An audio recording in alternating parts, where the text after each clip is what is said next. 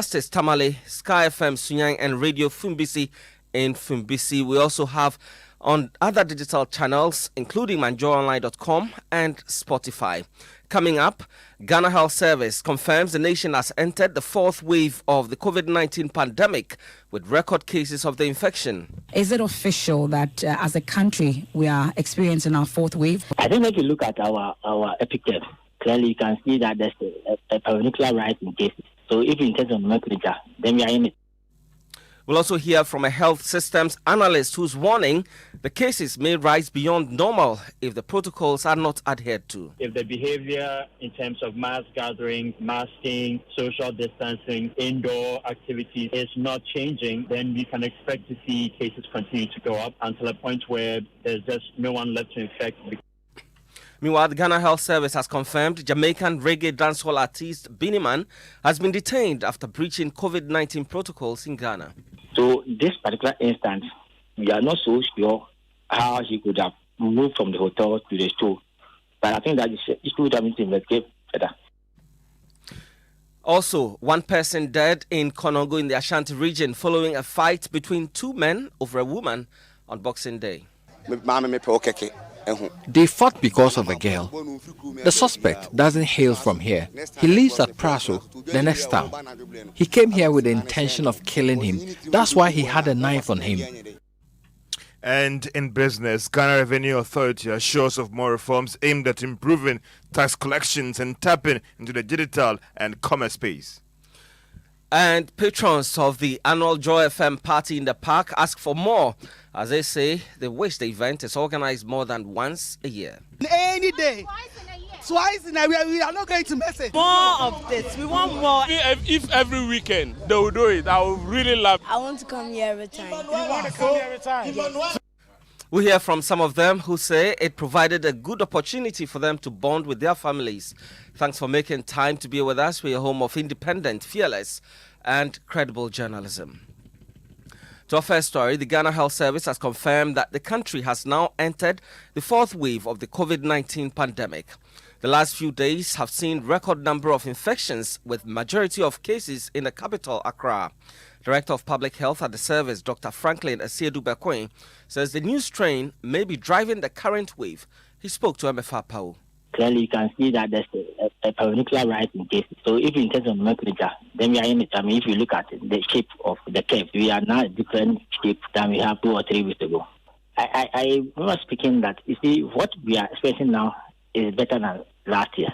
The difference is that now we have vaccines. Last year we didn't have any vaccine.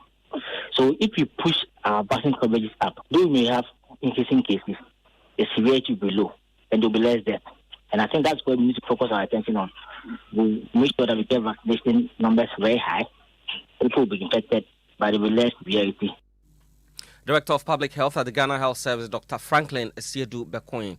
Meanwhile, there's a warning that the country's COVID-19 cases will rise astronomically if the COVID-19 protocols are not fully observed. Health systems analyst Nana Kofi-Kwache is urging government to strictly enforce the protocols until a significant proportion of the population is vaccinated. New infections are predicated on behavior. So if the behavior in terms of mass gathering, masking, social distancing, indoor activities is not changing, then we can expect to see cases continue to go up until a point where there's just no one left to infect because everybody's vaccinated or a lot of people have been previously infected. So unless something changes, we are not going to expect to see anything until we reach that saturation point.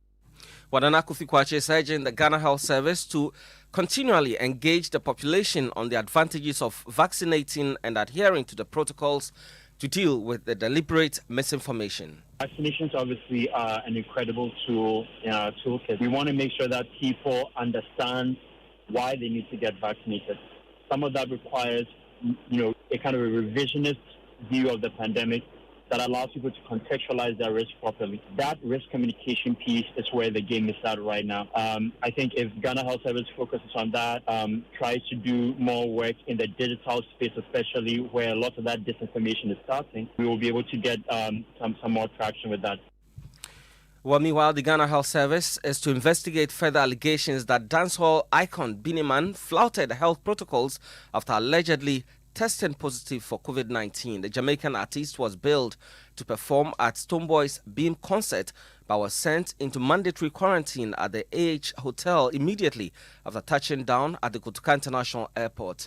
According to reports, he broke the directive by vacating the facility to appear on media platforms, including the much-anticipated concert, which saw a star-studded lineup sharing the same stage at the AICC Grand Arena in Accra. Well, the Ghana Health Service says they will be investigating the issue to ascertain the real facts of the case. Dr. Franklin Asiedu-Bekwin is Director of Public Health at the Ghana Health Service. I think we are trying to get more of the details because normally, as I said, so you do the test and the idea is that you are carried by a bus to the hotel and then you are checked in and then you have the medical team there who will monitor you on a daily basis and they do the test. So this particular instance, we are not so sure how he could have moved from the hotel to the store. But I think that it should have been to investigate better. But what we are clear about is that you cannot leave Ghana without your passport. So you still be in the country unless you are negative. Dr. Franklin Asiedu-Bekwin is Director of Public Health at the Ghana Health Service. Now let's take you to Kumasi. What started as a love proposal on Boxing Day led to a bloody fight, leading to the death of one person at Driase, close to Konongo in the Ashanti region. Eyewitnesses allege suspect Pius Osei Kankam stabbed 27-year-old Kwame Bachman to death in a confrontation over why the deceased proposed to his girlfriend. The two were part of a number of merrymakers on a Boxing Day drinking spree at a local drinking spot. Love FM's Erastus Asaridonko has more. A Christmas celebration here at Driase turned bloody on Boxing Day. Residents say a fight broke out between the deceased and the suspect after the latter allegedly proposed to his girlfriend. They fought because of the girl. The suspect doesn't hail from here. He lives at Praso, the next town. He came here with the intention of killing him. That's why he had a knife on him. Bachman proposed to his girlfriend. So yesterday, the girl identified him to the suspect, and that triggered the fight. So it was a bloody Boxing Day here at Driase, close to Konongo, in the Ashanti region. Now, this is a popular spot where the indigents of Driase come here to chill out and to have fun.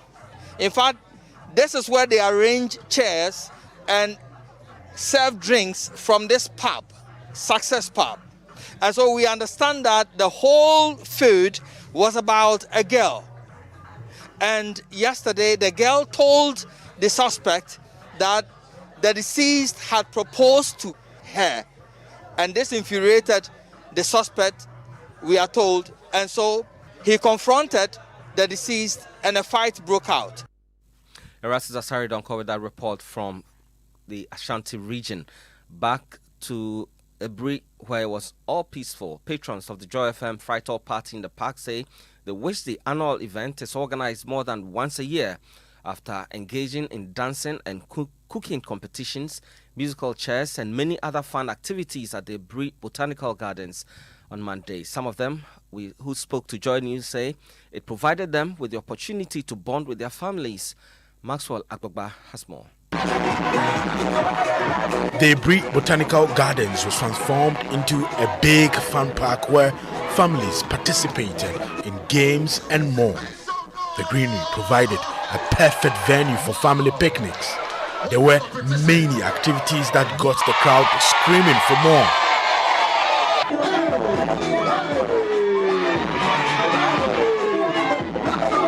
We have the winner for the dance competition for the fathers here with us. Great dancer by all standards. Okay, I'm a natural dancer. First runner up, right? Yeah. In fact, I've enjoyed myself. No, as a matter of fact, stress is killing a lot of people in this country. Organizing this program at this time is top notch. It's a great family time, an important bonding moment for many families. Hi, what's your name? Janelle. Janelle, tell me, are you guys having fun here? Yes. Okay, what have you done so far? We have eaten, we have played, and we also went to watch the contestants. Programs Director at Joy FM, Adam Naite, It is cited the program provided an avenue for families to bond. This is one of the parties in the parks I have attended. That it is almost 6 p.m. and you actually are seeing signs of people leaving. It's Amob Jomat's family, and we'll be here next year, God willing, and any day, twice in a year. We are not going to miss it. Anytime there is a program like this, we are coming. He made us have fun, and we want more of this. We want more every year. We want more.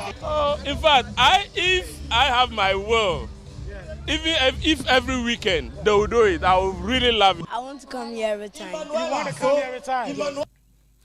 Maxwell Agbagba with that report. Now, the year is coming to a close in about 3 days, and we will be taking you back to some of the major news highlights for the year. Let's start with stories that dominated the headlines in the first week of January.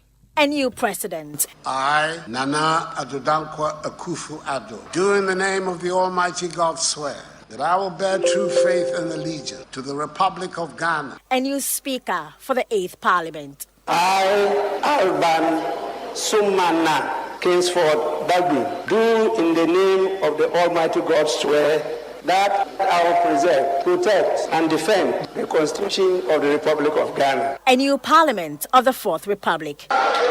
But this all happened after some chaos in Parliament in the selection of a speaker.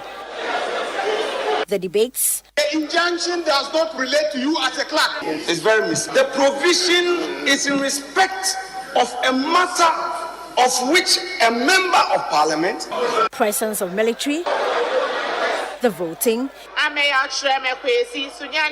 the epic moments when MP for Yapeku Saugu, John Junapo, and other MPs destroyed a polling booth.